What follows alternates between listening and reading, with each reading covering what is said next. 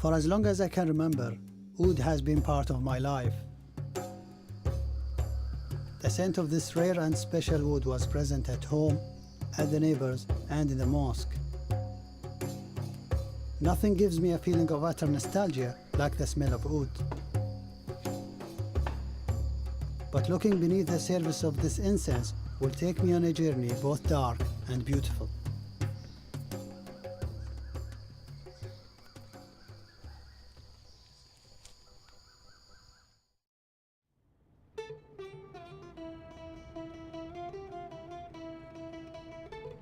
The scent of oud is part of life not just in Qatar where I live, but in most of the Arabian Peninsula.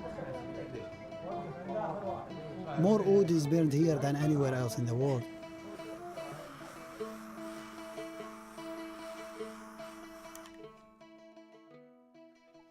We call this oud. It's also called Agarwood, Gaharo in some cultures.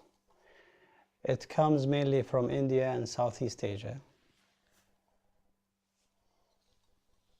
Smell.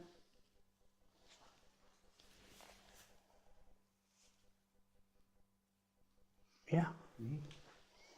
Well, to you it might be weird, but to me it's really good because I'm used to it since I can remember. It's like you dipped the wood in a very nice perfume. Could you describe the smell? Happiness, I guess.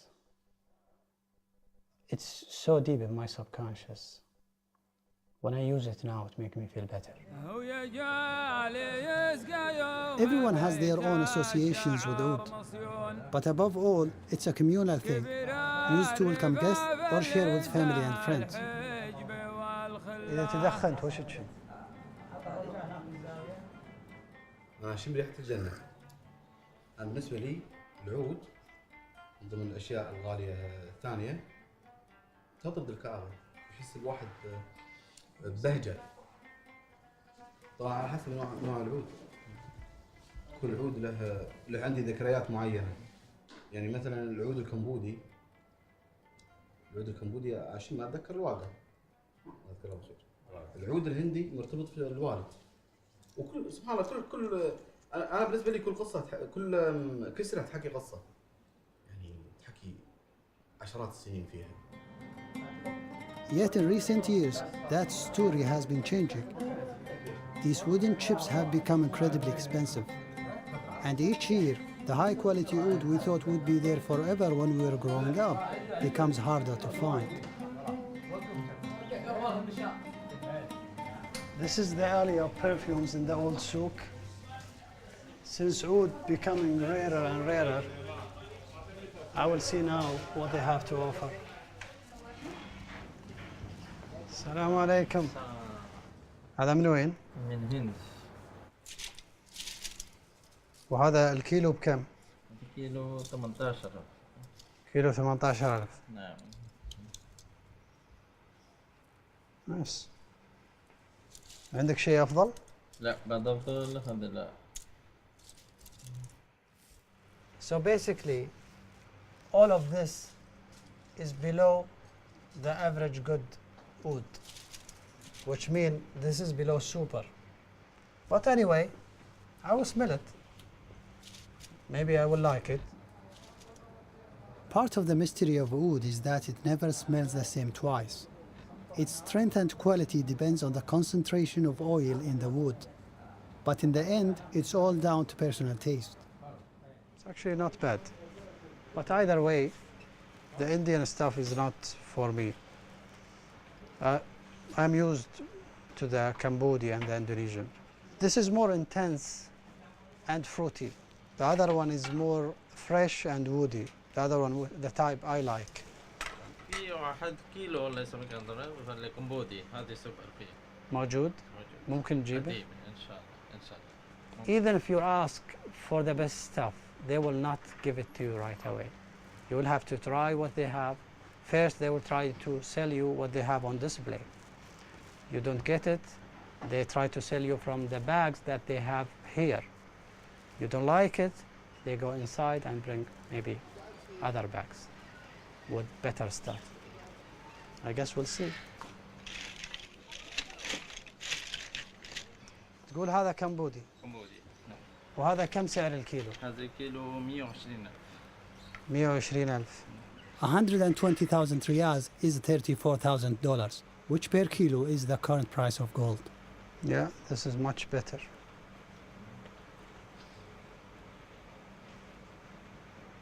What's amazing about this, it will definitely stay in your clothes for days.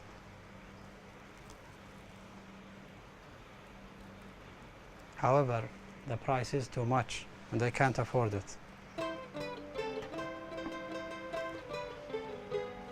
Someone who's been selling oud for decades is Mohammed Al-Dalemi. In this storeroom, he estimates there is about $1.5 million worth of the wood. The good people who purchase the oud, they listen to it. They listen to it. You see? I can judge from listening without seeing. If I move that one, the one from Sabah plantation, you will hear different tune.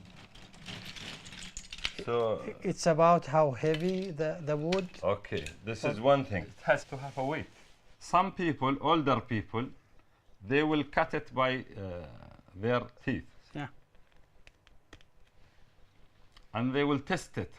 If it's too much better, then this is good quality. How come the price treble every few years? I mean, The demand in the market, in the whole market, people are using it more, even here. so in the Gulf country, they use it more now. They use it more. I use it more, but I don't know. You about use it more. Yeah. I use it more. Everybody is using this. It was the recent surge in the price of oud that made me sit up and stop taking it for granted. When I looked into it, I found that the tree in the wild is verging on extinction in many countries.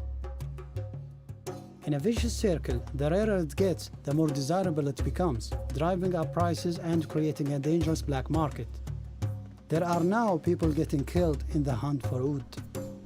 That's why I thought maybe I should look into it and find out more. Is it going to end in my lifetime?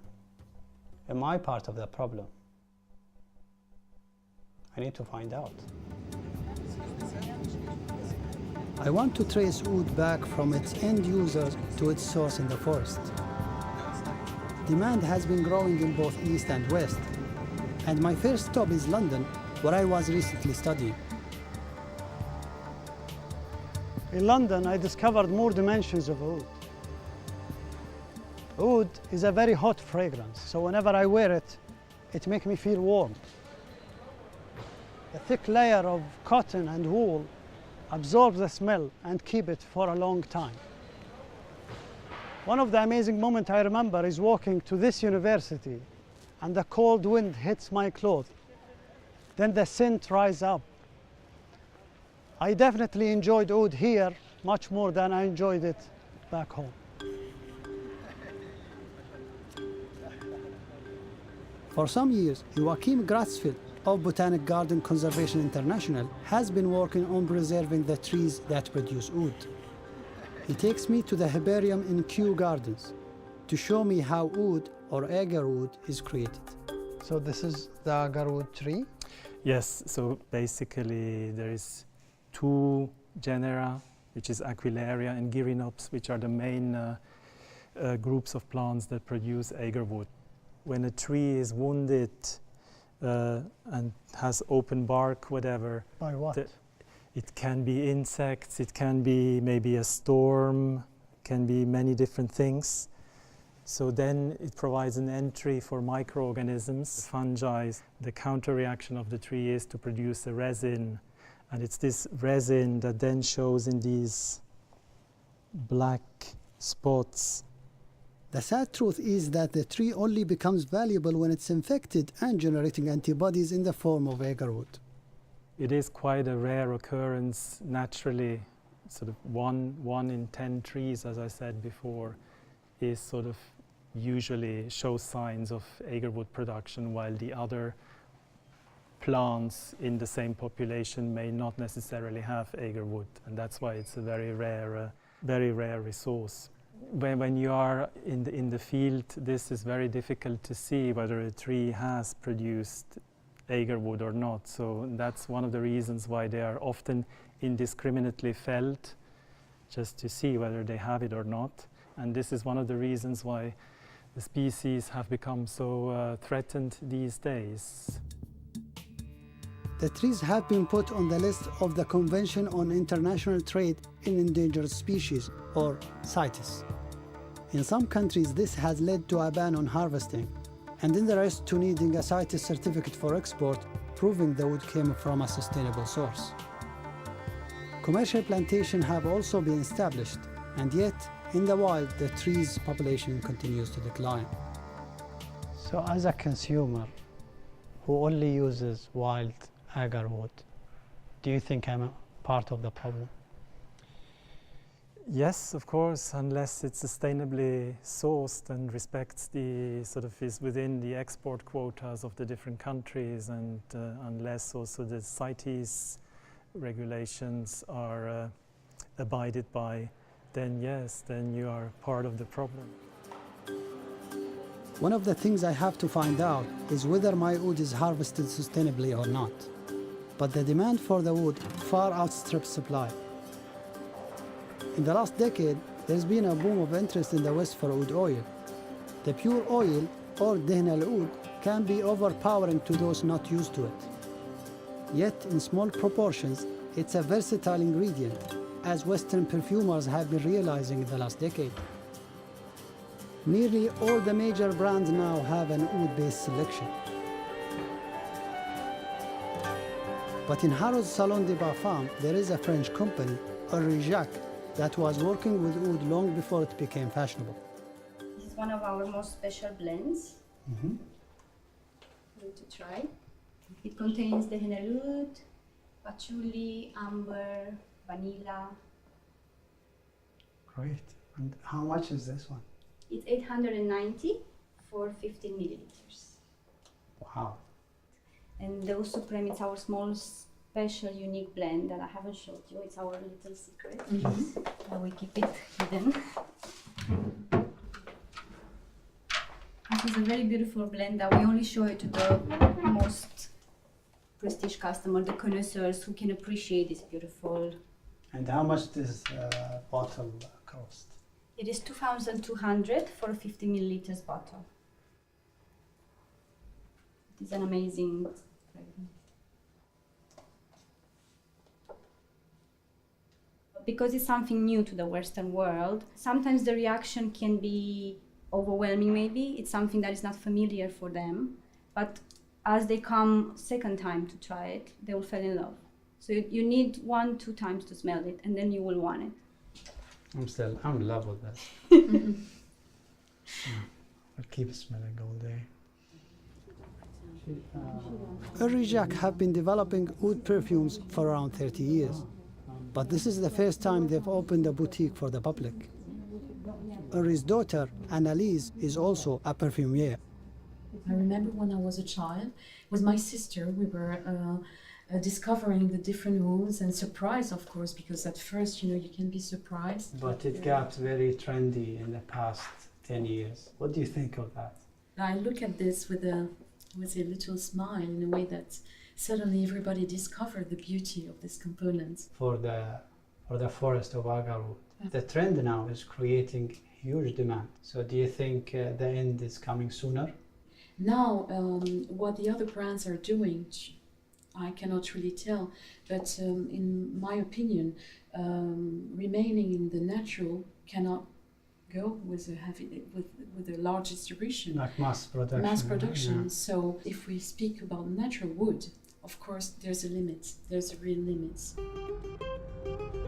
After smelling Derived perfumes, I want to meet the man behind them. That means traveling to the south of France, to the town of Grasse, the perfume capital of the world. Grasse earned that title thanks to the fragrant flowers that have been growing in the area for centuries. The jasmine that goes into Chenet No. 5 is picked from these fields. The town even has its own school of perfume. I attend a lesson given by Max Gavari, a famous French expert, or nose as they are called, who has put together scents for Dior, Dolce & Gabbana and others. He gets his students to sample oud oils from different countries. Thailand is sweet. Thailand is a little sweet. Thailand is sweet. Indian is good, I think. It's not bad. It's very dirty, it's very animal. Yeah. Indian is maybe the best. It's kind of civet light. Yeah. It's very difficult to copy the nature. You always miss something. Then nature is everything. Could be sweet, little fruity, little. Then you say, okay, maybe some fruit, maybe something fruity. Then you're going to add some food, and then after, too much. You know. Hello. Hello. Jack, nice How are to you? meet you. Me I'm too. good. It's a Me too, privilege very to happy. see you. So, One man who's been working your on a place certain then? natural oud smell for decades is Henri Jacques. It is in this house where everything is done, from perfume creation to distribution. Our collaborators, it's not an easy product, the Agarwood. It's a very, very, very, very delicate product. You need years of sensibility to use this wonderful product inside our Occidental perfumes, and to reach the sensibility of the customers, the ladies, the gents who like it. It's an invisible communication of love between a product and the people. You see, I don't know if I explained myself. You did. But it's very important. Actually. So you're saying it took you knew about oud in the 60s, Yes. but it took you about 20 years to make it. Oh yes, 20, 25 years to start mixing it in different perfume. And how many failures we have passed through until we reach. You know, it's not an easy product. You put rose in oud, the smell immediately is wonderful. You say, oh, it's rose oud, and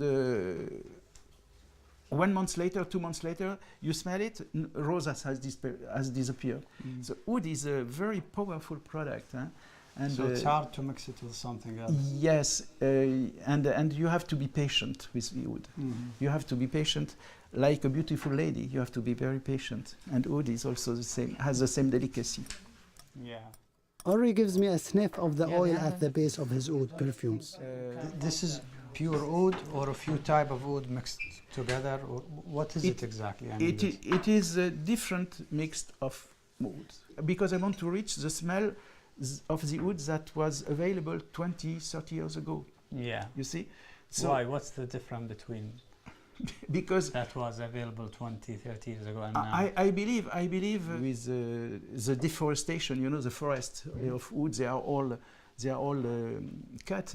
So the wood we have today is not same as before. It was more animal.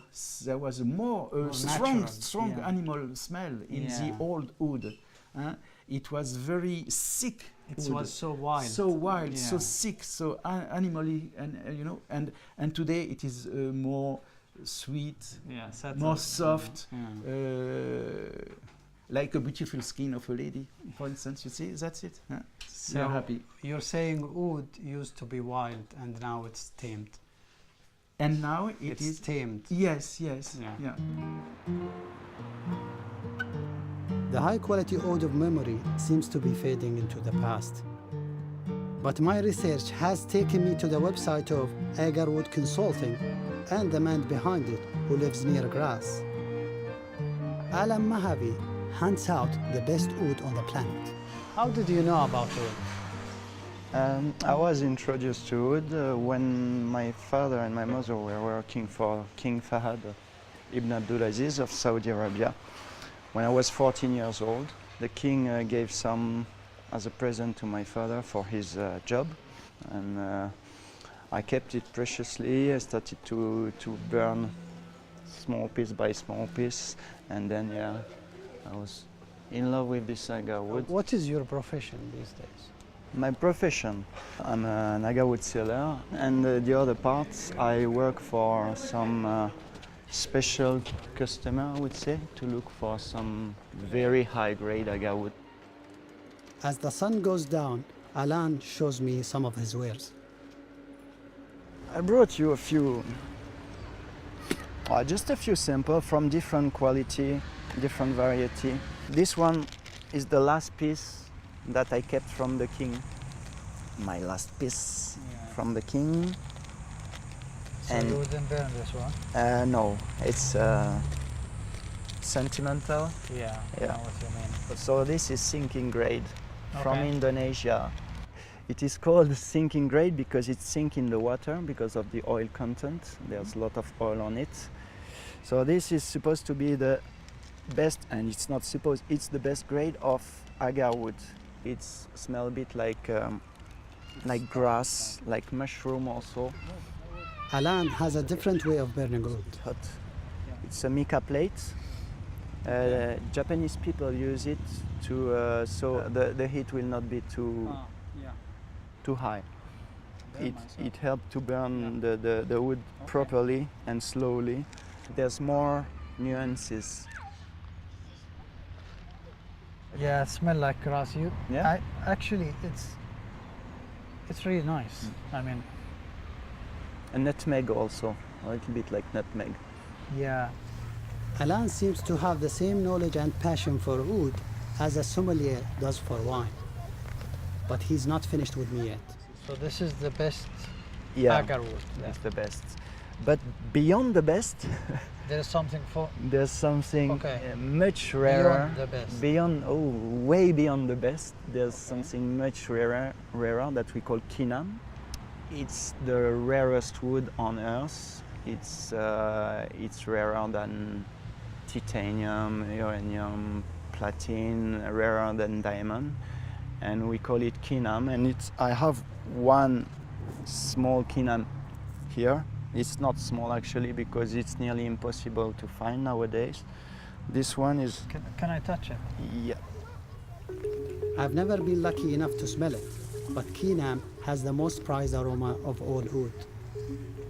This is Alan's biggest find for a customer so far, 16 kilos of 600-year-old wood.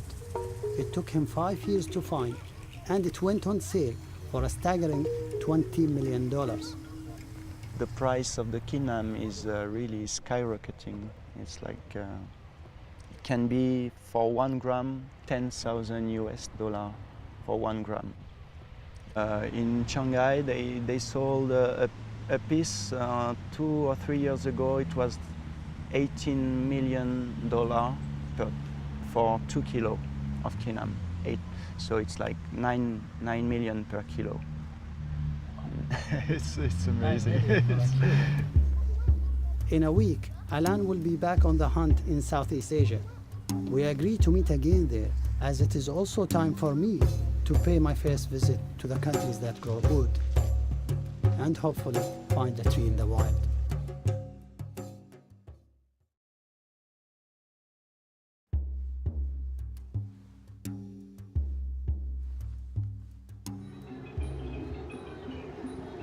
Bangkok, Thailand. Finally, I'm in the region where oud comes from. For millennia, oud has spiritual associations for many Asian cultures, where its smoke was said to aid contemplation. It may have first come to the Middle East with Chinese traders, and today it's the Chinese again who are having the biggest impact on the market. Back in Asia on his hunt for kinam, Alan tells me about the boom in Chinese sales. When did the Chinese start demanding oud more than the rest of the world? It started in 2000. 2000, yeah, recently, because of the economic. Yeah. Because there's more and more rich Chinese, and it's really fashionable now. They buy all the highest quality, so the price is rising very, very fast, like every year, and can be like 20% also depending on the quality, for the highest quality. What do they use it for? There's different purpose for sculpture, for feng shui. They like to put it on a nice place in their home to impress their guests also, and also as a traditional medicine. They don't burn it like us? They burn it also, but nowadays, because of the value, the rising price, skyrocketing price, they also invest in it. Like we can invest, for example, in painting, they invest in Agarwood. People's reluctance to part with a wood as investable as quinine is an obstacle Alan constantly comes across. Especially in Asia, you need to have kind of trust with these people. You cannot come and put the money on the table. They will not sell it to you. It's not about the money. If they know that I'm really involved in it and that I really do it because it's a passion, it is easier. But it takes time. You cannot have a quinine. You cannot say, okay, next month I want a quinine. It's not possible. It's not like buying a Ferrari, or it's easy to buy a Ferrari as long as you have the money. You just go in the shop and, okay, I want this one. For quinine, it's very different. Yes. Who's this customer? I cannot tell you about the quinine customer. It's confidential.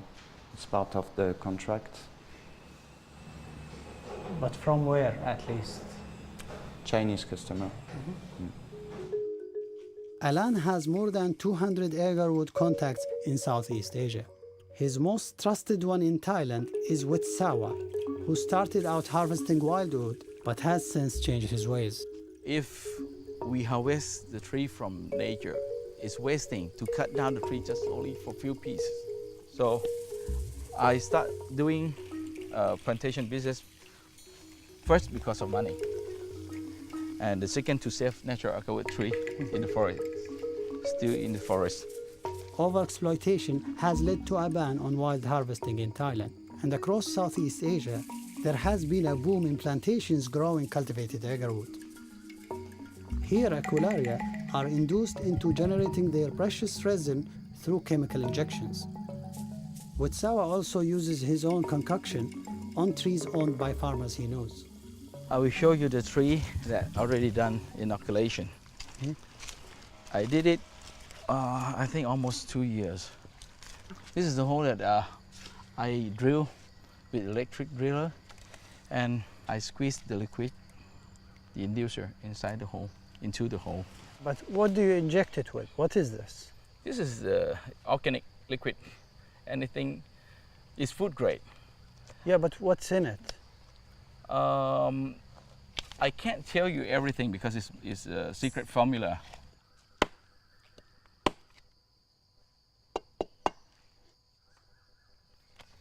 You can see the ring.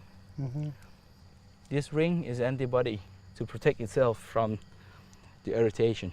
This is Agarwood. Have you seen this before? No, this is my first time. Only the finished product that you have seen? Yeah. Yeah, this is how Agarwood form. How the tree form Agarwood. It's really tough. It's not the same like the healthy side. The healthy side is moister, but this is dry. It's dry and harder. Yeah. Why do you tap the tree? I just want to hear the sound. If any branch hollow, that means it's time to harvest.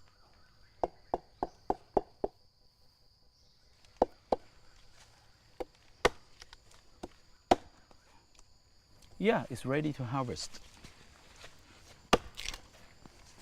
This one is good enough for a normal grade, not a super grade. After the agarwood has been harvested, it still needs to be separated from the healthy wood around it. This is like a wood piece. After done After carving. After carving, yeah, right. How much time he needs to carve a piece like this? I think about 3 pieces per day. Very slow, right? What about the big one? This he start carving without cutting a piece of wood. Yeah? How did he carve the whole thing? This piece take about 2 months to be done. It will take me a lifetime to do this one, and I won't do it right. Yeah. A piece like this will probably be sold as decoration. Plantation chips tend not to be the best quality because the wood is harvested after a few years or so, meaning the resin is less concentrated than it is in the wild. Yet, whatever the quality of cultivated wood, in the near future, it may be the only option available for those of us who aren't super rich. I still don't know whether I'll ever get my dream of seeing a wild tree in the forest. But Alan and Witsawa take me to a special place near the Cambodian border. We're coming to this temple to see a huge and very old natural Agarwood tree. How old? Older than 200 years old.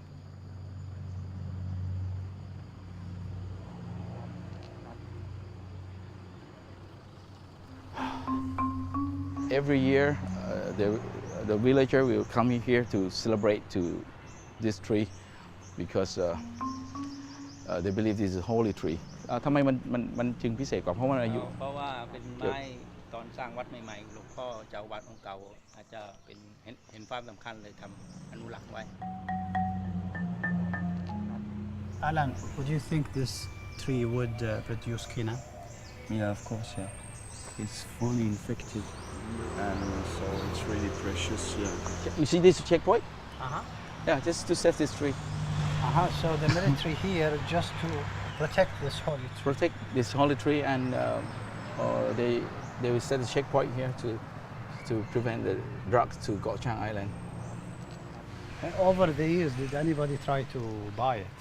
It's very expensive. มีใครมาเสนอขอซื้อไหมอะไรไหม มีแต่ว่าทางวัดสมัยนั้นมีญี่ปุ่นมา He said Japanese people offering เท่าไหร่นะเขาก็เสนอมา ตอนนั้นไม่บอก เขาไม่ได้บอกราคา Witsawa tells me later that the offer was $23 million, which might make this the single most expensive tree in the world. As for myself, well, I've just seen my first wild oud tree. It's actually an amazing feeling. I don't know how to express myself, but I felt it in my guts. It's just beyond amazing. With the amounts of money on offer, it is hardly surprising that there is a huge black market for wild oud in Southeast Asia. This area in Bangkok has become known as Soy Arab or Arab Street. If you want oud, this is where to come. Region of India. They want to welcome us. Where? You want to talk to my friend? Your friend? Okay. Hi, how you doing? Good. My friend Ali from Qatar. Actually, not bad. A bit like the one I... A bit like... Yeah. So the bubbles now are... The oil is thicker. Thicker, not very thick, but thicker. Smell very similar to Tarakan. Yeah. Nice. And Yeah. who are the customers? Qatari and okay. So some Bahraini. I can tell the smell. Sirika wood is very new in the market. It's very wide used in Qatar, this kind of smell. Okay. That's why I like it, I'm used to it. Yeah. Remind you of your childhood. Yeah? Yeah. Takes me back. In lots of these shops, there are chips openly being sold from Cambodia, Sri Lanka, Burma, all countries where wild harvesting is banned. How does it come here? I thought it's illegal. But nobody wants to tell the truth. When you ask them, they keep telling, oh, I make it legally. But when you ask about the document, they don't have anything to show you. How did they get it if they don't have a document? They pay for the customs office. So you're saying they smuggle it to bring it here? They must know somebody inside. I'm treading on sensitive ground here. I was warned in Qatar that poking around too much into oud in Southeast Asia could be dangerous. None of the sellers I meet will talk on camera about their trade. But eventually, I find a dealer from the Gulf who agrees to, if his face is hidden. الحين العود ممنوع في كمبوديا.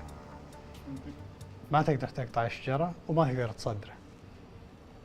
نروح الكمبوديا والتجار نفسهم اللي نشتري منهم العود نتفق معهم على ان احنا بنجيبكم ومعنا دراهمنا حتى يعني الامور من عند شو اسمه من عند الشاشه اي من يندفع لهم كلهم انضباط. هي ترى اكثر الامور في امور واجده ماشيه فساد ولخبطه. يعني انت الحين تقول ان تجاره العود ما تمشي الا بالدفع والفساد؟ والله في بعضنا ويروح للخليج عادي الخليج يروح لهم جاهز مرتب. يعني التاجر الخليجي ما جاء وفي ديرته وجاهز مرتب ومرخص ونظامي ما يدري وش الافلام اللي صارت. It's certainly something I didn't know about. My oud tends to come from Indonesia, where a quota of wild harvesting is allowed. But I've also learned that Qatar and other Gulf states have effectively opted out of the CITES controls on Aquilaria, in case it affects trade. The different rules for different countries have created the kind of spider's web on which the black market thrives. I take a secret camera around the shores of Saudi Arabia to find out more. I am even invited into a private flat where the best stuff is kept and other dealers are sifting through products. Does it come from what grade, how much? This one, Burma. When it comes to getting band oud into Thailand, several sellers say we have our connections. Another one said we bribe the police, and he mentioned that it's usually a chief of police or a high rank of police who send the lower rank to do his dirty business.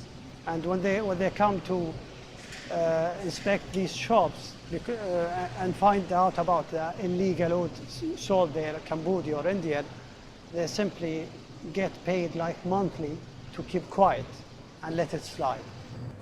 Another person involved in the trade corroborates this. Everything depends on the police. If they say it's okay, it's okay. Otherwise, all of the shop will be erased.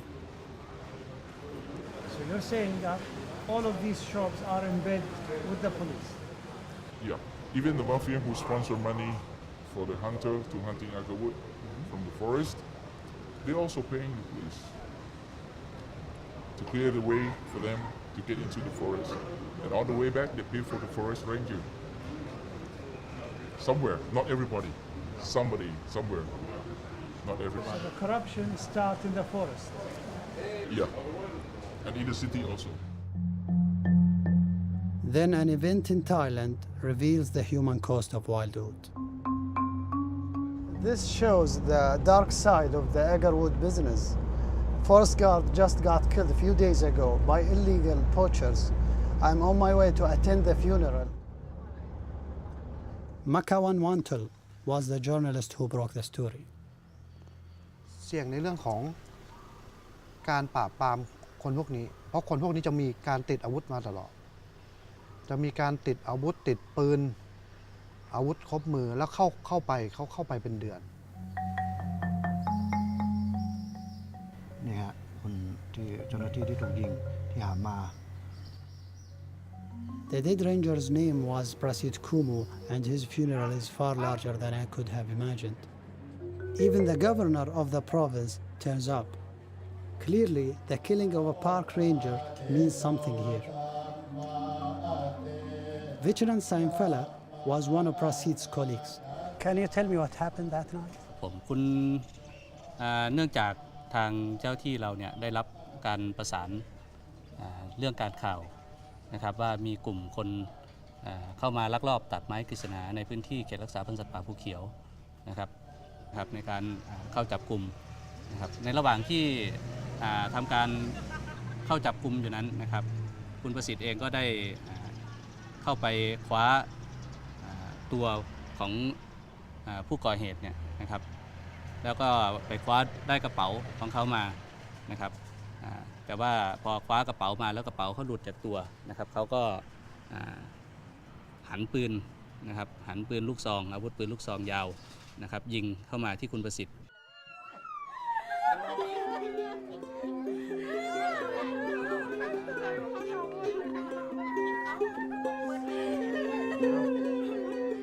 How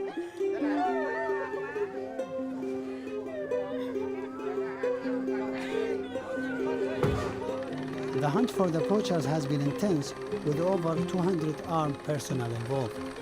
เบื้องต้นทางเจ้าหน้าที่ตำรวจก็ได้มีการสืบทราบแล้วก็ได้มีการจับกลุ่มของ2 ใน 3 ผู้ต้องหาแล้วก็ได้มีการไปนำตัวไปสอบสวนในเชิงลึกซึ่งข้อมูลเนี่ยแต่ส่วนตัวอีกคนหนึ่งคือผู้ยิงเนี่ยก็ยังจับไม่ได้ก็ยังมีการไล่ล่ากันต่อก็ยังเอากำลัง What does the police find out so far? ตอนนี้ทางเจ้าหน้าที่ตำรวจก็มีการสืบไปได้เยอะแล้วครับไปได้เยอะแล้วว่าผู้บงการพ่อค้าตัวเนี้ยที่เขาเอาไปขายเนี่ยมันได้น้อยแต่กลับไปมองถึงพ่อค้าคนกลางที่เขารับซื้อเนี่ยเขาได้มหาศาลเขาได้มากกว่าที่เขาเอาไปแอบลักลอบออกไปแล้วเขาไปขายเขาได้มากกว่าแค่คนโลภที่จะเอาสมบัติของแผ่นดินไปขาย My initial dream of seeing an oud tree in the forest feels less important now. However, after weeks of trying, a call finally comes through. I'm invited to Malaysia to see a more sustainable form of harvesting. Before I leave Thailand, I managed to get my first taste of quinoa. I want to give it the respect that Alan has taught me and do it the Japanese way. Fire the charcoal, cover it in ash so that the heat is softer. Add the mica plate, and then the quinoa. It's only a few shavings, but at $1,000 a gram, 30 times the price of gold. It's raw. It's so animalic. It's like burning a chunk of a spice. Is it the best food you've ever smelled? Definitely potential. In Malaysia, there is still enough wild apple area for its harvesting not to be banned. Under CITES, a quota of 200,000 kilograms a year can be exported. Mayam is an orang asli, one of the indigenous people of Malaysia. Aid? Okay. He makes his living from harvesting what the forest provides. Top of those provisions these days is oud, known here as gahal.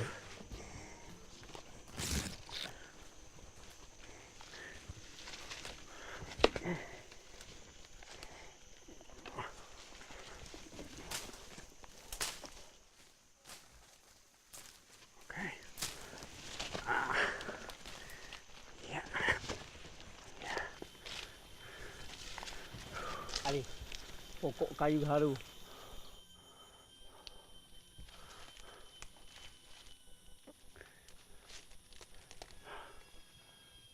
And there it is, the first oud tree I've seen growing in the forest.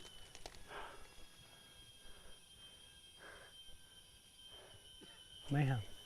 How come the tree is already wounded like this? Saya jalan-jalan dulu, saya lihat dia ada isi macam ini. Dulu di kulit macam ini dia akan kering jadi hitam. Itu tanda dia ada isi. Tanda ada isi. Selepas itu kapak. Guna kapak, jadi inilah. Potong bawah, potong atas. Kasih pecah, ambil dia punya isi tengah. Jadi batang ini, pokok ni kita biarkan macam ini. Lain tahun dia akan jadi. Kita ambil lagi. Kemudian pula dia akan jadi macam ini, tambah ambil lagi isi. Do you have other tree like this in the forest? Lebih kurang dalam 8 pokok, tapi tidak dekat-dekat, jauh-jauh. Officially, the orang asli are only allowed to harvest oud for their own use, but they also sell it on. Mayam has had his run-ins with the law. Kadang-kadang saya pun jawab cakap ini kayu pokok gaharu bukan kerajaan tanam, ini tumbuhan sendiri. Saya pun tinggal di hutan, kayu pun di hutan. Ini harta saya bukan harta kerajaan. Saya cakap, dia pun kadang-kadang senyap, dia tak boleh jawab lagi. Kadang-kadang orang asli bawa kayu, kayu gaharu dia pun akan rampas lah. Habis rugi lah. Orang asing tak boleh cari makan. Macam itu. Do you think the tree still has a future here? Masa depan Malaysia, kalau tidak ada orang Kemboja, Vietnam, Thailand, Filipina mau datang lagi ke Malaysia, kalau tidak masuk lagi dalam hutan Malaysia ini, pokok kayu gaharu masa depan banyak. Dia pokok besar pun kasih tumbang. Pokok sebesar ini pun dia gali cabut cari IC. It was, I don't know how to describe that. It's exciting and also sad because it was really hard to see it. We walked for hours and we didn't see any other tree, either healthy or infected. And eventually we saw only one tree, an infected one. And a local tribe member is harvesting this tree slowly and piece by piece. So, to answer my original question, am I part of the problem? Well, yes. I guess anyone using wild wood is some part of the problem. With the pressure put on it by people like me in the Gulf, by Western perfumers, by Chinese buyers and the black market, its survival may be reaching tipping point. The stocks in Malaysia and Indonesia, which are said to still be viable, supply just a fraction of the demand. The only hope I can see is plantations, where the tree can live long enough to produce the kind of resin that competes with that of the wild. But that will take time. Until then, all I know is that I will only buy wood from sustainable sources. And that after this journey, the scent of heaven will never smell the same again.